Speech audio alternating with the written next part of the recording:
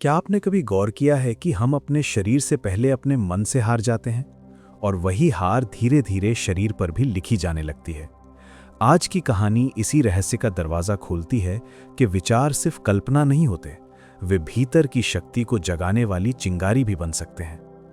परमहंस योगानंद जी ने एक दिन अपने गुरुदेव श्री युक्तेश्वर जी से पूछा, गुरुदेव, क्या सच में ऐसा संभव है? क्या विचारों में इतनी शक्ति होती है कि वे मेरी जन्मजात कमियां ठीक कर सकते हैं?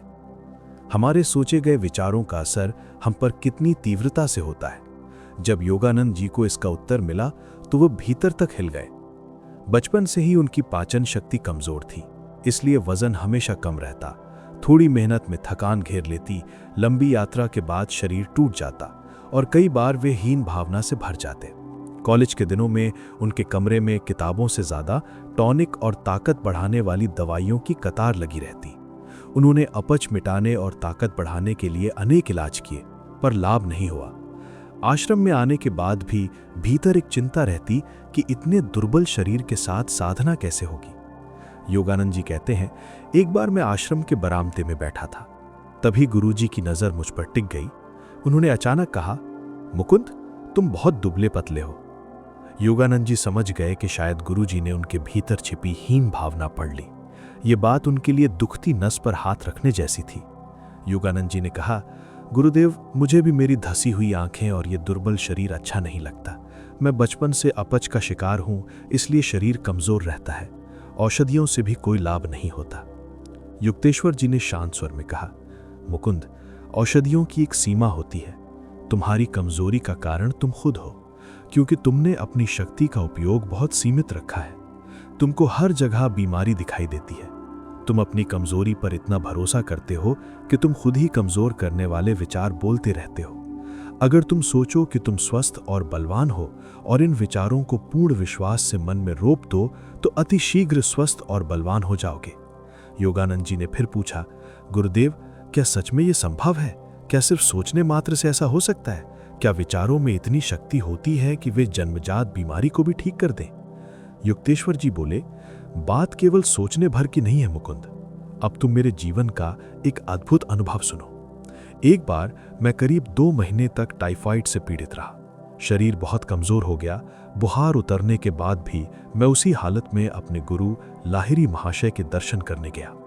मैंने कहा, गुरुदेव, मैं बहुत बीमार था, इसलिए मेरा वजन कम हो गया है। साधना करने की शक्ति नहीं बची। लाहिरी महाशय ने मुझे देखा और बोले, युक्तेश्वर, मैं देख रहा हूं, पहले तो तुमने खुद को जानबूझकर बीमार किया और अब कह रहे हो कि तुम कमजोर हो गए। चिंता मत करो, मुझे विश्वास है कल तक तुम्हारा स्वास्थ्य बेहतर हो जाएगा। युक्तेश्वर जी कहते हैं, मैंने गुरु जी के वचन पर श्रद्धा से विश्वास कर लिया। पूरे दिन मन में यही रहा कि गुरु जी अपनी शक्ति से मुझे ठीक कर देंगे। अगले दिन सुबह उठते ही मुझे लगा जैसे पूरे शरीर में ऊर्जा की धारा दौड़ रही है। शरीर हल्का हो गया। मैं दौड़ते हुए लाहिरी महाशय के पास गया और कहा, गुरुदेव, कई सप्ताहों में पहली बार मुझे स्फूर्ति और ताकत का अनुभव हो रहा है। आपने मुझे स्वस्थ कर दिया। लाहिरी महाशय ने इस बार हल्के हास्य से कहा, बिल्कुल सही, पर किसे पता कल तुम्हारा शरीर कैसा रहेगा, शायद फिर से दुर्बल हो जाए। युक्तेश्वर जी कहते हैं, गुरु जी के ये शब्द सुनते ही मेरे भीतर भय बैठ गया। मन में बार बार यही घूमने लगा कि कहीं मैं फिर से बीमार ना हो जाऊं। और सचमुच अगले दिन कुछ अजीब हुआ। मैं इतना कमजोर हो गया कि ठीक से चल भी नहीं पा रहा था। बड़ी मुश्किल से गुरु जी के पास पहुंचा और कहा, गुरुदेव, मैं फिर से बीमार हो गया हूं। लाहिरी महाशय ने कहा, तो तुमने खुद को फिर से बीमार बना लिया? युक्तेश्वर जी ने कहा, गुरुदेव, भला मैं खुद को कैसे बीमार बना सकता हूं? ये तो आपके वचन हैं जो सत्य हो रहे हैं। लाहिरी महाशय गंभीर होकर बोले, युक्तेश्वर, तुम भूल कर रहे हो। ये तुम्हारी ही शक्ति है। पिछले 2 दिन के अनुभव से तुम समझ सकते हो कि तुम्हारे विचार और विश्वास ने ही तुम्हें बारी बारी से स्वस्थ और दुर्बल महसूस कराया। युक्तेश्वर जी ने पूछा, गुरुदेव, यदि मैं सोचूं कि मैं स्वस्थ हूं और मेरा वजन सामान्य हो गया है तो क्या सचमुच ऐसा हो जाएगा? लाहिरी महाशय बोले, the body is literally manufactured and sustained by the mind. शरीर केवल मन का विस्तार है।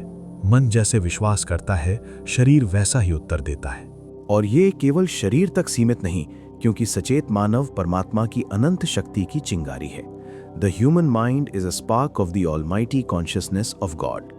शक्तिशाली विचारों पर विश्वास करके शरीर के साथ साथ इच्छा शक्ति और प्राण शक्ति भी बढ़ाई जा सकती है। लाहिरी महाशय बोले, मैं तुम्हें अभी दिखा सकता हूं कि जिन विचारों पर तुम संपूर्ण तीव्रता से विश्वास करते हो वही तुम्हारे सामने प्रकट हो जाते हैं।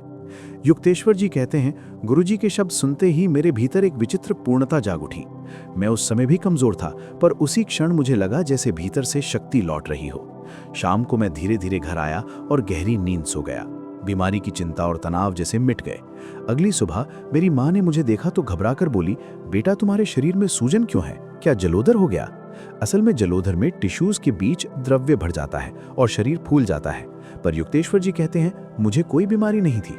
माँ को अपनी आंखों पर विश्वास नहीं हो रहा था कि रातों रात शरीर फिर वैसा ही सुदृढ़ हो गया जैसा बीमारी से पहले था। कुछ ही दिनों में मेरा वजन 22 किलो बढ़ गया। मिलने वालों को विश्वास नहीं होता था कि ऐसा संभव है। युक्तेश्वर जी अपनी कहानी सुनाकर कुछ क्षण मौन हो गए। ये सुनकर योगानंद जी के भीतर भी कुछ बदल गया। अपच और कमजोरी को लेकर जो निराशा थी वो जैसे पिघल गई। परमहंस योगानंद जी अपनी पुस्तक एक योगी की आत्मकथा में लिखते हैं कि 2 हफ्तों के भीतर मैंने शारीरिक शक्ति अर्जित कर ली और उसके बाद अपच की समस्या फिर नहीं हुई। वे लिखते हैं, शक्तिशाली विचारों पर विश्वास करो। इससे पहले मैंने अनेक वैद्य दिखाए, पर भीतर से कभी विश्वास नहीं किया कि मैं पूरी तरह ठीक हो चुका हूं, इसलिए मैं ठीक नहीं हो पाया। उस दिन समझ आया कि खुद पर विश्वास ही सबसे बड़ी दवा है। अब प्रश्न ये है कि हम अपनी विचार शक्ति कैसे विकसित करें। पहली बात, हर स्थिति में अच्छाई देखो। योगानंद जी कहते हैं, यदि कोई स्वयं को बार बार विकृत विचारों की अनुमति देता है तो उसका चेहरा भी वैसा ही विकृत हो जाता है। अपने मन को प्रशिक्षित करो कि वो हर स्थिति में, हर व्यक्ति में केवल अच्छा ग्रहण करे। जैसे शरीर भोजन से केवल न्यूट्रिएंट्स लेता है और अवशेष छोड़ देता है, वैसे ही अच्छाई और शुभ को ग्रहण करो और विकृति को छोड़ दो। Mind is the real wielder of power. शक्ति को चलाने वाला वास्तविक साधन मन है। योगानंद जी कहते हैं, हथौड़े की चोट में उतनी ही ताकत होती है जितनी उसे चलाने वाले में होती है। वैसे ही शक्ति सबके पास है, पर आपके संकल्प, आपके शब्द और आपके कर्म उतने ही प्रभावी होते हैं जितना शक्तिशाली आपका मन होता है। और मन में ताकत आती है विवेक से। जितना आप नकारात्मकता हटाकर सकारात्मक विचारों को चुनते हैं, उतना मन मजबूत और साहसी होता है। दूसरी बात, सचेत हो जाओ।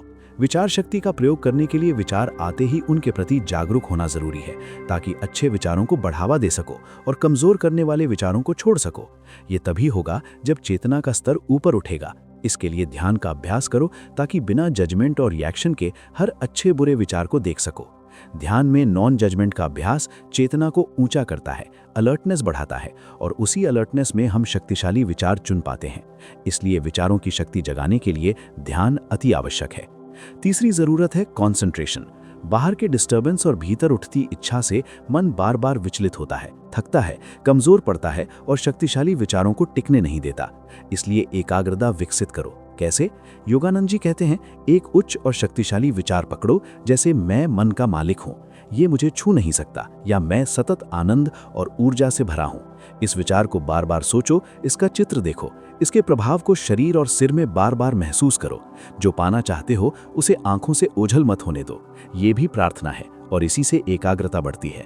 मानसिक ऊर्जा एक दिशा में बहती है और अभ्यास करते करते आपके विचार इतने शक्तिशाली हो जाते हैं कि जिन पर आप पूर्ण विश्वास से टिक जाते हैं वे आपके जीवन में सच होने लगते हैं। तो दोस्तों, ये कहानी आपको कैसी लगी हमें कमेंट में जरूर बताइए।